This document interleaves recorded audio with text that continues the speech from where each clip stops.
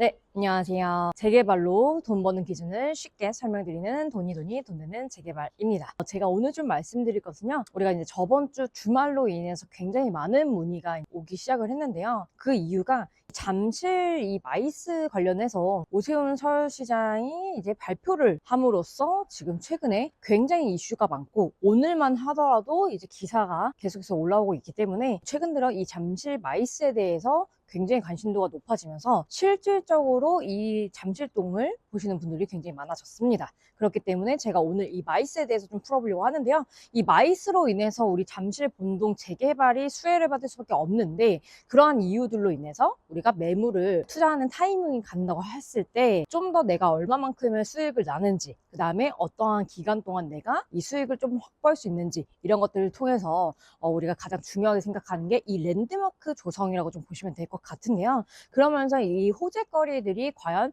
부동산에 영향을 얼마나 미칠지에 대해서 좀 설명을 드리려고 합니다.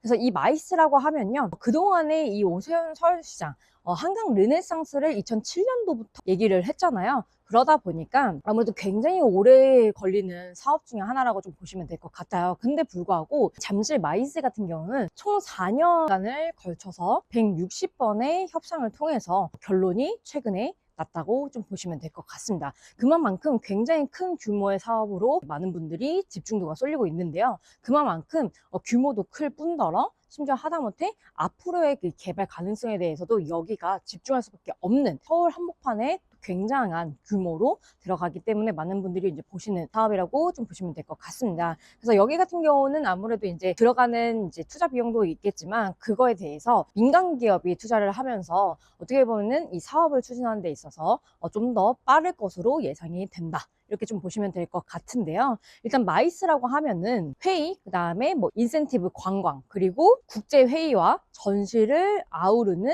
복합 산업을 뜻한다고 좀 보시면 될 것 같습니다. 그래서 올해 12월에 이제 착공이 들어간다고 해요. 그러니까 이제 우리가 4년 동안 160회를 거쳐서 이제 협상을 끝낸 나머지 굉장히 빠른 속도로 이번 연도 말쯤에는 착공이 들어간다고 하는데요. 그만큼 오래 걸렸던 사업인 만큼 지금 굉장히 빠른 속도로 진행을 하지 않을까 싶습니다. 그래서 2032년을 목표로 한 6년 정도의 공사 기간을 거쳐서 완공이 된다고 좀 생각을 하시면 될 것 같은데요. 물론 이제 공사를 하다 보면은 아무래도 준공 시점에는 약간의 기간이 좀 더 필요할 수도 있겠지만 일단은 2032년을 이제 완공을 목표로 진행을 하는 사업이기 때문에 우리가 또 6년간의 여기에 잠실의 이 마이스 산업에 대해서 우리가 호재로 인한 재개발 투자를 한다고 해서 이것 또한 우리가 수익성을 보실 수가 있다.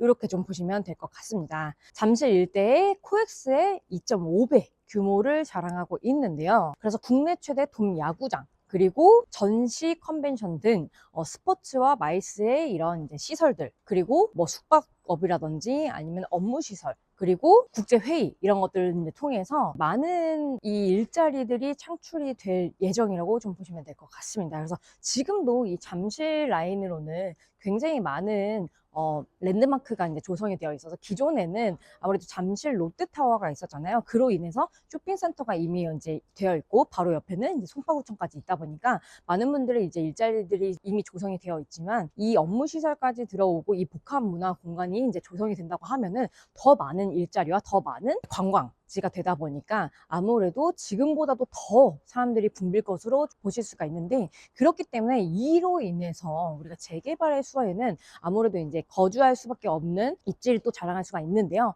이 랜드마크가 들어오는 곳에 바로 들어가는 이 잠실 본동 하단의 재개발 같은 경우는 추후에 여기가 아파트가 들어온다고 하면은 지금 잠실 롯데타워인 랜드마크가 이미 형성이 되어 있잖아요. 그 주변 일대로의 아파트들의 시세보다도 좀 더 올려서 보실 수밖에 없는 그런 사업지라고 좀 보시면 될 것 같습니다. 그리고 또 하나는요. 코엑스부터 시작해서 이 잠실 마이스 그리고 한강까지의 보행기까지 만든다고 해요. 그래서 한강까지 이제 도보로 이용을 할 수가 있기 때문에 어떻게 보면 이 잠실 본동 하당은 바로 앞에 있는 탄천까지의 시민들이 쉽게 공원 조성을 이뤄서 우리가 삶의 질을 좀 높일 수 있는 이런 공간들까지도 같이 보실 수가 있지 않을까 싶습니다. 그래서 이 잠실 본동 하단에 이 마이스가 분한 산업이 과연 이 잠실 본동 하단에 매물에는 얼마나 영향을 많이 주지, 그리고 여기에 내가 재개발을 투자를 한다고 했을 때 그 주변의 아파트 시세들은 어떻게 될지, 그리고 내가 지금 들어가는 금액에 비해서